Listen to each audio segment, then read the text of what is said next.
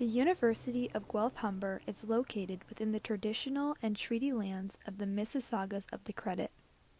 Known as the Adobe Goak, the place of alders in Michi-Saji language, the region is uniquely situated along the Humber River watershed, which historically provided an integral connection for Anishinaabe, Haudenosaunee, and Wyandot peoples between the Ontario Lakeshore and the Lake Simcoe Georgian Bay regions.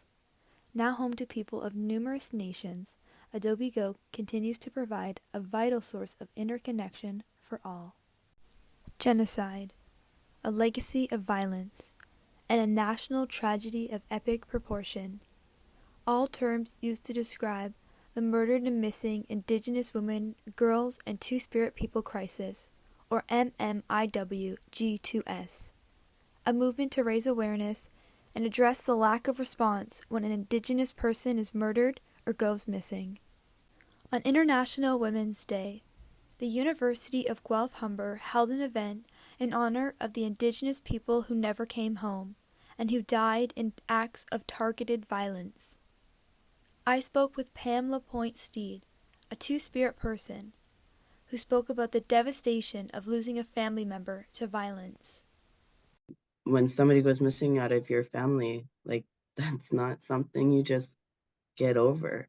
You can't even grieve because you don't have any solid answers. There's no closure.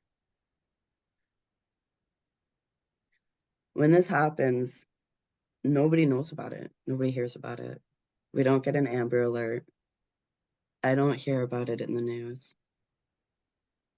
And it is a really hard topic because almost anybody you talk to in the Indigenous community has a story, multiple stories. 1, 2, 3, 4 weeks and she ain't home, oh, we won't stop. No, no, we won't stop. We'll keep looking till they come back home. 1, 2, 3, 4 weeks and you ain't home. No, she gone missing. Oh yeah. Indigenous women and girls are 16 times more likely to be murdered or to disappear than white women. And while the RCMP reports 1,000 Indigenous homicides in the past few decades, the number is estimated to be around 4,000.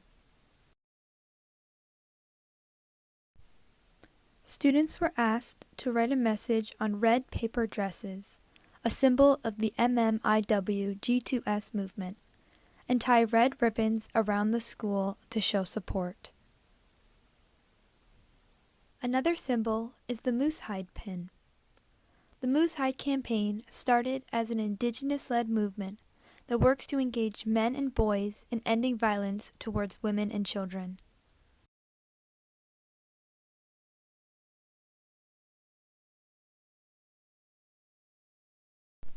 While Indigenous communities continue to be targeted, many are on the path to reconciliation as they work towards healing and relationship building.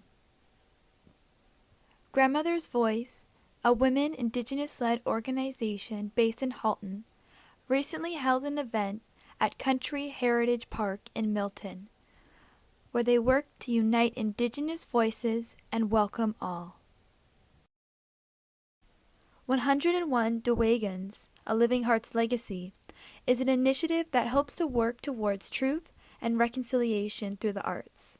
We want to be a part of something that's all-inclusive and brings people together, and we can honor those young ones that were in residential school who didn't make it, and the survivors who did suffer as well, but made it back home. And but then the intergenerational trauma that happened as a result of that. The initiative involves 101 drums, whose frames will be wood-burned by communities across Canada, and names of children who died in residential schools will be written inside. Once complete, the drums will be sent to chosen artists, Indigenous and non-Indigenous alike, to design the skin of the drum.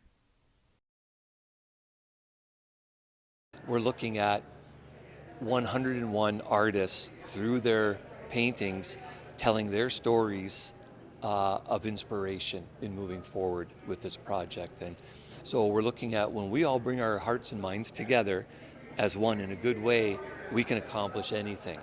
We're unstoppable. As Canadians look to the future, more must be done to reconcile the past as we move forward to build a more compassionate and enlightened tomorrow.